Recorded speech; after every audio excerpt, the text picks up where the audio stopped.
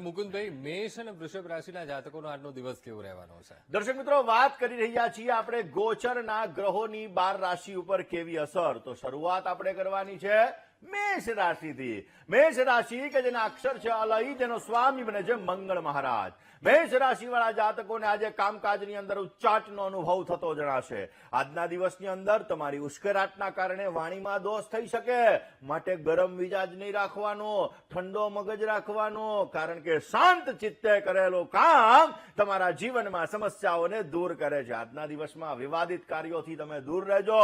બની શકે તો તમારા સ્વાસ્થ્ય બાબતે તકેદારી રાખજો, ખાનપાનમાં પરેજી રાખજો, નહીતર ગેસ એસિડિટીને લગતી સમસ્યાઓનું સર્જન થતું જણાશે. કયો ઉપાય આજે કરવો જોઈએ? આજના દિવસની અંદર બની શકે ત્યાં સુધી હનુમાનજીના મંત્રના જપ કરો. ઓમ હમ હનુમતે રુદ્રાત્મકાય હોમ ફટ સ્વાહા. હનુમાનજીના મંત્રના જપ કરવાથી વિશેષ માત્રામાં તમને સારો લાભ મળશે ને તમારી દરેક પ્રકારની સમસ્યાઓ દૂર થતી જણાશે. વાત કરીએ વૃષભ રાશિની.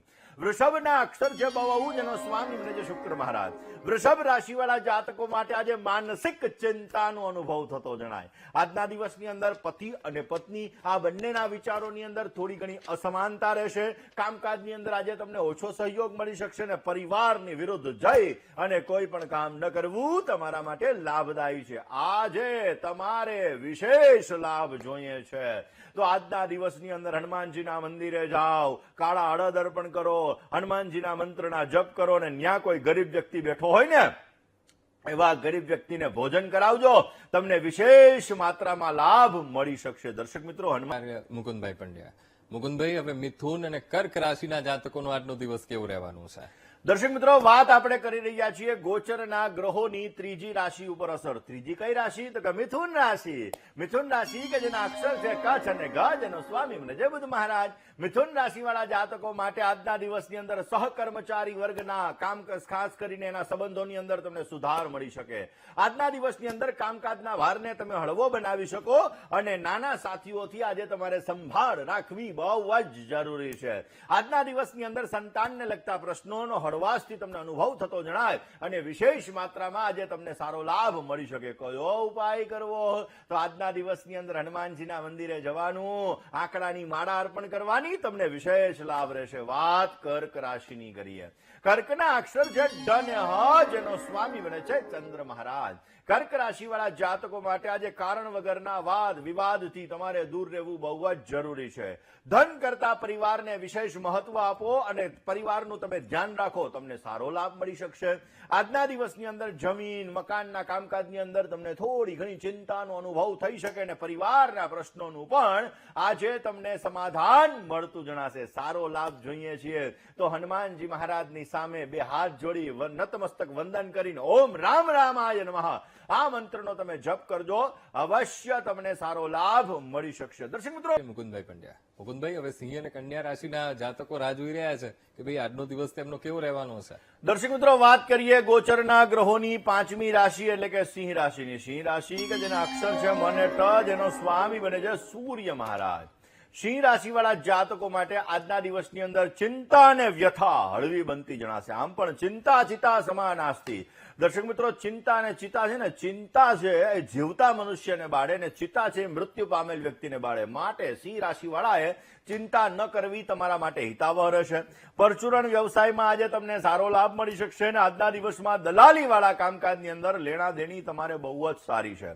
આજના દિવસમાં કોઈ પણ કામમાં ઉતાવળ ન કરતા હો, નહીતર તકલીફોનો દોર વધી શકે એમ છે. માટે ઉતાવળ ન કરવી હિતાવહ છે. કયો ઉપાય કરવો? એક તો શનિની 2.5 વર્ષની પનોતી આલે છે, એમાંય પાછો શનિવાર છે. કયો ઉપાય કરવાનો? તો આજના દિવસમાં ગરીબ વ્યક્તિને ભોજનનું દાન કરો, વિશેષ તમને લાભ મળશે ને સારો ફાયદો પ્રાપ્ત થતો જણાય. હવે વાત કરીએ કન્યા રાશિની. કન્યાના અક્ષર છે પઠ હણ, જેનો સ્વામી છે બુધ મહારાજ. કન્યા રાશિ વાળા જાતકો માટે ધર્મ કાર્યાર્થે આજે તમારે ક્યાંક બહાર જવાનું થઈ શકે.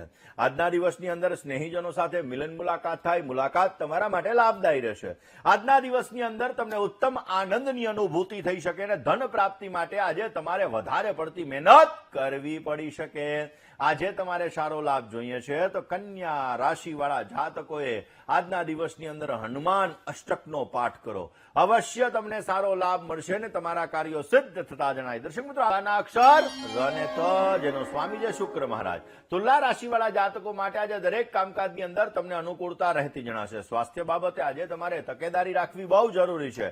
કામકાજ વધારે હશે છતાં તમને આનંદની અનુભૂતિ થઈ શકે ને મનોકામના પૂર્તિ માટેનો આજે ઉત્તમ પ્રકારનો દિવસ છે. આજે તમારે સારો લાભ જોઈએ છે તો તુલા રાશિવાળા જાતકોએ આજના દિવસની અંદર હનુમાન ચાલીસાના 5 પાઠ કરી દિવસની શરૂઆત કરો. વિશેષ લાભ રહેશે. વાત વૃશ્ચિક રાશિની કરીએ.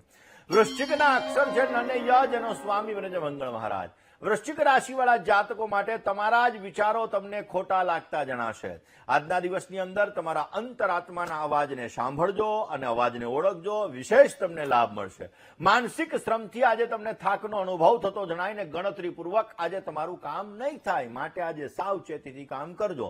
કયો ઉપાય કરવો? વૃશ્ચિક રાશિવાળા જાતકો માટે આમ તો હનુમાનજીની આરાધના ઉત્તમ છે, પણ આજે સિંદૂર હનુમાનજી મહારાજને અર્પણ કરજો. વિશેષ તમને લાભ મળશે ને તમારા કાર્યો સિદ્ધ થતા જણાશે. જય ગણેશ. મકર રાશિના જાતકોનો આજનો દિવસ કેવો રહેવાનો છે? દર્શક મિત્રો, વાત કરીએ 9મી રાશિ એટલે કે ધન રાશિની. ધનના અક્ષર ભ, ધ અને દ, જેનું સ્વામી છે ગુરુ મહારાજ. ધન રાશિવાળા જાતકો માટે આજે કોઈ પણ વસ્તુના નિર્ણયની અંદર તમારે ઉતાવળ ન કરવી તમારા માટે જરૂરી છે. આજે વાણીની અંદર વિનમ્રતા રાખજો. જેટલી વાણીની અંદર નમ્રતા રાખશો એટલો તમને સારો લાભ મળી શકે. કારણ કે વિદ્યા વિનયે ન શોભતે. જેવી રીતે વિદ્યા છે એ વિનય દ્વારા શોભે છે, એવી રીતે વાણી વિવેકે ન શોભતે. એટલે વાણી છે એની અંદર વિવેક હોવો જ બહુ જ જરૂરી છે. જો તમારી વાણીમાં વિવેક નથી તો તમારા જીવનની અંદર તમને તકલીફ, સમસ્યાઓ અને સંઘર્ષ વધવાનો છે. માટે આજે વાણીની અંદર વિવેક રાખજો, વિનય રાખજો. વિશેષ તમને લાભ મળતો જણાશે. સગા સંબંધીઓ સાથે થોડો ઘણો તણાવ, થોડું ઘણું ટેન્શનનું વાતાવરણ રહેશે, પણ વિવેકવાળી વાણી કરશો તો સારો લાભ મળી શકે. આજના દિવસની અંદર તણાવપૂર્ણ સંબંધોથી તમારા કામકાજની અંદર થોડી ઘણી રૂકાવટો આવી શકે, પરંતુ તમારી બુદ્ધિ ક્ષમતાનો ઉપયોગ કરી અને કામકાજની અંદર તમે વિશેષ લાભ મેળવી શકો. કયો ઉપાય કરવો જોઈએ? આજના દિવસની અંદર અંધ વ્યક્તિને ભોજન કરાવજો. વિશેષ લાભ રહેશે. વાત મકર રાશિની કરીએ. મકરના અક્ષર છે ખ અને જ, જેનો સ્વામી બને છે શનિ મહારાજ. મકર રાશિવાળા જાતકો માટે વડીલ વર્ગના સ્વાસ્થ્ય બાબતે થોડી ઘણી ચિંતા રહેતી જણાશે. આજના દિવસની અંદર થોડી ઘણી બેચેની, થોડી ઘણી કામની ચિંતાનું પ્રમાણ પણ તમને રહી શકે. આજે ખાસ કરીને અગત્યના નિર્ણયની અંદર સાચવીને નિર્ણય કરવો તમારે બહુ જ જરૂરી છે. આજે તમારે સારો લાભ જોઈએ છે તો આજના દિવસની અંદર મકર રાશિવાળા જાતકોએ 5 વાર હનુમાન ચાલીસાનો પાઠ કરવો. અવશ્ય તમને સારો લાભ મળતો જણાશે. જય ગણેશ. બિલકુલ. હવે કુંભ અને મીન રાશિના જાતકોનો આજનો દિવસ કેવો રહેશે? દર્શક મિત્રો, વાત કરીએ આપણે 11મી રાશિ એટલે કે કુંભ રાશિની. કુંભ રાશિ કે જેના અક્ષર છે ગ, શ, શ અને શ, જેનો સ્વામી બને છે શનિ મહારાજ. કુંભ રાશિવાળા જાતકો માટે લાગણીશીલ સ્વભાવ તમને નુકસાન કરાવી શકે એમ છે. થોડા વ્યવહારુ બનો. વિશેષ તમને લાભ મળશે. અને આજે ભાગ્યોદય માટે ઉત્તમ પ્રકારની તકો તમને પ્રાપ્ત થતી જણાય. નજીકના સગા, વાલા અને મિત્રોથી તમારે મળવાનું થાય. અને નજીકના મિત્રોથી મળવાનું થાય તો કામકાજમાં તો લાભ મળે જ. અને એટલા માટે જ સારામાં સારી મિત્રતા આપણે કૃષ્ણ અને સુદામાની કહીએ ને તો આજના દિવસની અંદર ભગવાન કૃષ્ણની ઉપાસના કરજો. વિશેષ લાભ રહેશે. વાત મીન રાશિની કરીએ. મીનના અક્ષર છે દ, ચ, જ અને થ, જેનો સ્વામી છે ગુરુ મહારાજ. મીન રાશિવાળા જાતકો માટે આજના દિવસની અંદર કામકાજની અંદર તમને હળવાશનો અનુભવ થતો જણાય. વ્યક્તિગત કામકાજની અંદર આજે તમારે ધ્યાન આપવું બહુ જ જરૂરી છે. અને દૈનિક વ્યવસાયથી આજે તમને વિશેષ લાભ મળી શકે. આનંદપૂર્વક આજે તમે દિવસ પસાર કરી શકશો અને આજે તમને સારો લાભ મળતો જણાય. આજે સારો લાભ જોઈએ છે તો આજના દિવસની અંદર રામાયણની અંદર આવેલ સુંદરકાંડનો પાઠ કરો. તમને વિશેષ લાભ મળી શકશે. દર્શક મિત્રો,